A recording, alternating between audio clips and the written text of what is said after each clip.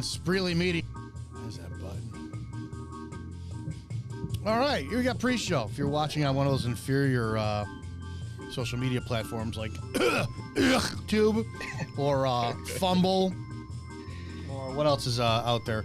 I don't know, Shitbook or whatever. You're only going to get the first few minutes. Remember that. If you want to watch the full Rants of Izzo show, you have to go to Spreely.com.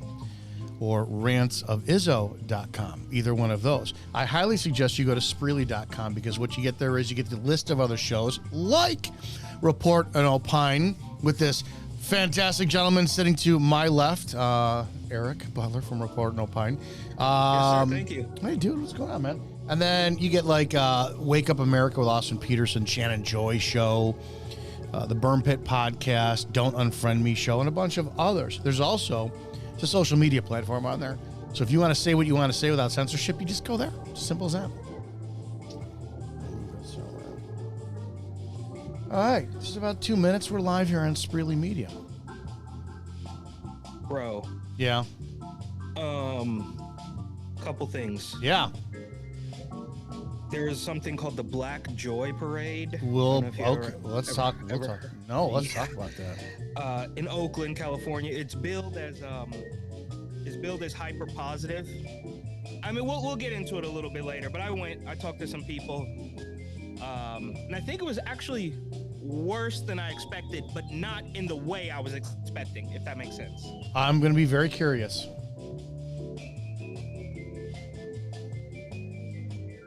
Also, yeah, I have compiled a list of what I could find, and this is actually fairly tough work, of the named criminal migrants, not just the 38-year-old criminal migrant, 27-year-old migrant, like the named assailants in the crimes committed in the last 6 or so months. Pretty crazy. Jeez, you did show prep? We don't do that here. I don't know, man. Well, I mean, I was doing it for me, but I bring it to you. Hey, we'll take that. All right, 20 seconds. We're live, Spreely Media. If you're watching, get the first few minutes on social media platforms. There's a chat on rantsofizzo.com. You're welcome to go there, as we love seeing you guys there. Bev, it's good to see you. April Schoen. Sarah will see you in a minute. And we're going to have a show.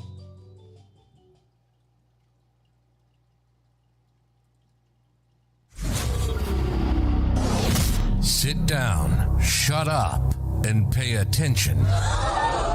Damn! This is the Rants of Izzo Show with your host, Dominick Izzo, from porn to politics.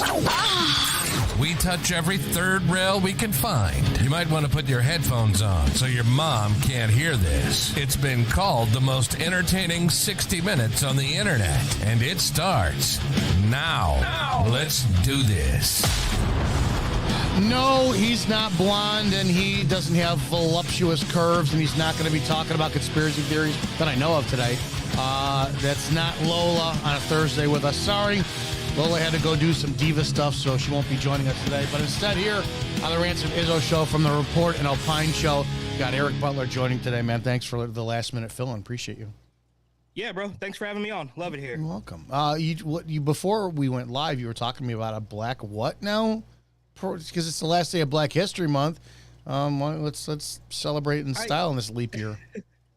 So can you hear me all right? I don't know if my audio might be a little low. Crank it up, tear the knob off, dude. That's what we do. All right. So yeah, you're good. Black Joy Parade, right? Yeah. Okay. Okay, let me just say this first. It goes without saying, quite clearly, but I'll say it anyways. It would be an outrage if the shoe were on the other foot, right? But anyways, there's a Black Joy Parade in Oakland, California, as literally, I mean, I'm not joking, literally the freeways are collapsing. They've been deemed unsafe by some sort of federal agent, whatever. So in downtown Oakland last Sunday, a couple days ago, there was the Black Joy Parade, and it was billed as a hyper positive event. I to be honest with you, I forget about Black History Month, but they're celebrating Black History Month. And I talked to a bunch of people. I have yet to edit these interviews, but it all went well, right? I think in Oakland, California, we typically kind of think that it's always going to end in violence. It did not. However, everybody I spoke to had basically been brainwashed. I mean, I start off with easy questions, things they want to talk about, right? Oh, why do you love living in Oakland? It's so amazing, the culture, all this stuff. But then as soon as you talk about one little thing, I mean, Oakland is national news, right? Let's not kid ourselves. This is national news. In-N-Out's leaving. It's through the roof, but they don't want to touch it with a 10-foot pole. That's the third rail, which I think is really a really sad thing. Now, I get it. You're at a parade. You don't have to talk about politics, but you could at least express your feelings on what's happening in Oakland, and they refuse to do that largely. Yeah. You lost me at Black History Month because I don't care anymore, and I'm very open about it because my view is that there's this incessant year after year. I've just been brainwashed and conditioned that I'm a bad person. I'm white and it's all my fault, and all this. I'm done. So it had the adverse effect on me, right? Which is I serve the black community. I mean, I've dated black women. I have black friends. I've talked very, very, very open. I'm tired of this. I'm trying to all of those things make you racist. By the way. Right. I'm tired of doing that. Right. It's like I remember being in high school, or people, you're a racist, and then you just no, I'm not, dude. I got this, and then we always, well, I got black friends. I'm friends with so and so, and then I'm tired of having to fall back and say I have or I associate with black people X, Y, Z. It doesn't matter. It's like I don't give a shit. It's so now it's at the point of it had the adverse effect where I know it's a liberal problem, and I know that, especially because I've seen it firsthand out here in the Chicago area, the liberals have made blacks feel less than. They've destroyed their cities and their culture. They polluted the education system. They flood and allow drugs in the street, kick fathers out of home. I get all that, but it's almost like you have. Did you ever see the movie? What's the movie about the NFL player who was raised by Sandra Bullock, was the white? Is it The Blind Side? Yeah, The Blind Side, right? It's like, I saw that, I think, when it first came out many years ago, I think that's what liberals are like. They're all these rich or whatever white women who are like, you just can't do anything in life without me helping you. You need me. So now we've got a culture of black men and women who think that they are the product of what these liberals say they are. And of course, it's my fault because I've got still a cop haircut, and I'm white, and I'm a male. And so, yeah, it's. And when you say, like, back in the day, right, maybe in the late 90s or early 2000s, and you might respond with, oh, well, I hang out with a black guy every weekend, like he's my buddy. That, of course, is just blood in the water, right? Like, there's no... there's no, you can't win, right? The game is rigged against you. But I will also say, directly to your point about how the libtard, like, white savior complex is just eroding the black community, if such a thing exists. I spoke to this is gonna sound so weird, but I remember I was with my cameraman and I was like, that guy, he is a radical trying to destroy everything. Because I saw he had a little RevCom sticker. So I go talk to him, and one of his buddies say, oh, we can't talk about it. So these guys, I mean, they're two white guys, if that matters. Well, I think it does in this case. But so they're plotting on how they can get their message, two white guys plotting on how they can get their message of communism to spread further through the Black Joy Parade in Oakland, California. And one guy says, oh, no. Well, I can't talk about it. Well, it's like, dude, you have stickers, you have a sign. If you have a message, maybe you should talk about it. But then the other guy steps in and basically lets loose on about how there needs to be an overhaul. I mean, just, you kind of have to respect the brazenness of a, I don't know, grown man, a 50-year-old white man spreading his views of sheer communism at the Black Joy Parade. It was actually really crazy. And I think that's the peak of what you're talking about, right? Like the white libtard savior. And we're not talking about a college kid. We're talking about a grown man. It was just through the roof. And I have to give myself a little bit of credit because I could spot him like down the street. I was like, uh-oh, this is bad news. And that's exactly what they're trying to do, is taint. What? Oh yeah, You need us. We're going to do communism. Of course, they're not going to start. This guy's got an iPhone in his hand. He's talking about communism. What are you talking about, bro? It's ridiculous. What's RevCom? Oh, revolutionary communists. Oh, okay. Yeah. The brazen views lately, they're all over the place. And I think what happened, and this is my kind of theory, is that conservatives were so busy the last several decades living life, contributing to society, going to work, and raising your 3 kids that are so unappreciative, with your nagging wife at home, and she doesn't make the dinner because now she's a feminist, all this shit, that they were so busy just keeping their mouths shut. I think everybody, I saw it wasn't a great post. I saw a woman today who every now and then her content will pop up in my feed, and she's an atheist. She's a former Christian, now atheist, and of course she's got criticisms, basically spewing what someone would be perceived as hate towards the Bible. Whatever. I don't care. And I've argued with her in the comments before, but today I agreed with her, where she had talked about the fact that somebody sat there and she did a response video to a comment, and the comment was along the lines of, imagine Christians living rent-free in atheists' heads and this and that. And she had stated, and I'm paraphrasing, that the Christians are the ones who are trying to take away their rights and this and that stuff. And I had to stop because I went, she's not wrong. And if this was just a matter of a month ago, I would have said, Christians aren't trying to take away your rights. You go on Twitter, which has become the conservatives' equality to what it was for liberals before Musk took it over. It's a cesspool. Echo chamber. It's like an echo chamber. It's disgusting.